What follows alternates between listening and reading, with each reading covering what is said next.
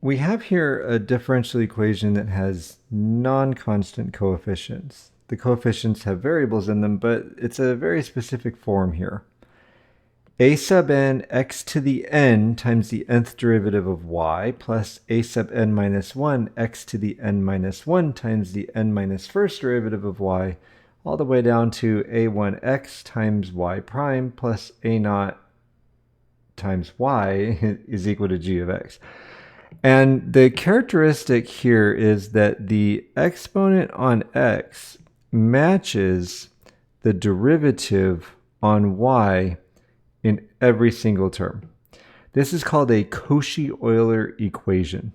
When our equations had constant coefficients, we had solutions of the form y equals e to the mx, and that worked well because differentiating and multiplying by constants still gives us like terms.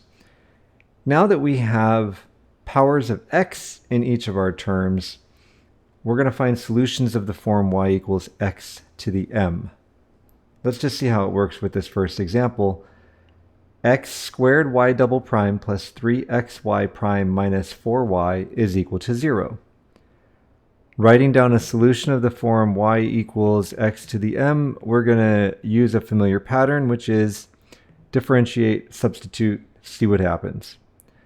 If y is equal to x to the m, then y prime is going to use now the power rule because we have a power function. So y prime is mx to the m minus 1.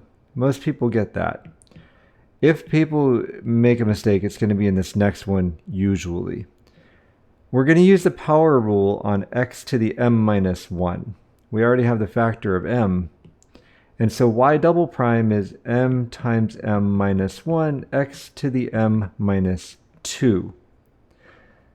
The mistake is that people sometimes just keep writing down m squared, m cubed, that sort of thing, as though it was an exponential. But it's not. This is different.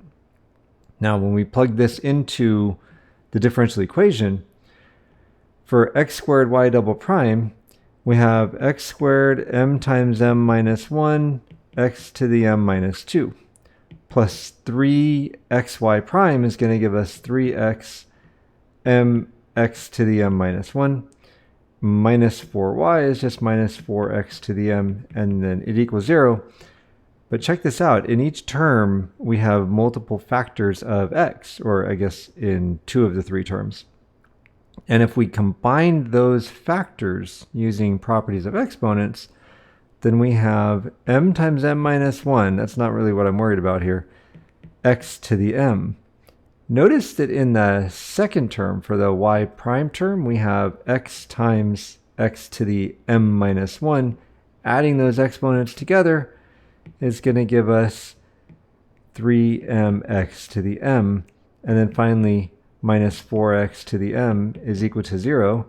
And you see we have x to the m in all of the terms. In a previous lesson, we looked at a condition for a differential equation to have a solution. One of them was the coefficient function of the highest order derivative should not be 0 on an interval. So we're not going to consider x being 0. So let me just go ahead and write that down. And since x is non-zero, we can divide by x to the m. And we get m times m minus 1 plus 3m minus 4 is equal to 0. This is now our auxiliary equation. In this case, multiplying this out, collecting like terms, gives us m squared plus 2m minus 4 is equal to 0, which I'm going to solve by completing the square. M squared plus 2m, leave a little bit of a space, is equal to 4. Take that linear coefficient, 2, cut it in half, square it. We're adding 1 to both sides. And so m plus 1, the quantity squared, is equal to 5, which gives us that m is equal to negative 1 plus or minus the square root of 5. At this point, out of reflex, some people will put an I in there, but remember the 5 was positive, so there's nothing imaginary going on here. And since our solutions were of the form y equals x to the m, the solution to this equation is y equals, using the superposition principle, y equals c1 x to the negative 1 plus the square root of 5 plus c2 x to the negative 1 minus the square root of 5. At this point, some people are like, wait, where's the x in the in the exponent? The x isn't in the exponent. The x is in the base. So these are going to be power solutions, or solutions that are power functions. And this is how we approach Cauchy-Euler equations. In general, for ax squared y double prime plus bxy prime plus cy equals 0, the auxiliary equation is am times m minus 1 plus bm plus c is equal to 0. So the auxiliary equation is a little bit different. I don't bother to memorize that. What I do is I write down y equals x to the m, start differentiating, and do exactly what we just did. Now that auxiliary equation is a quadratic equation. One of three things can happen when we are looking at this quadratic equation. Case 1. If we have m1 and m2 are different from each other, but are real numbers, then our solution is y equals c1 x to the m1 plus c2 x to the m2. The second thing that can happen, case 2, is that we have repeated roots. m1 and m2 are the same. We'll just call them m. So we'll say that's a repeated root.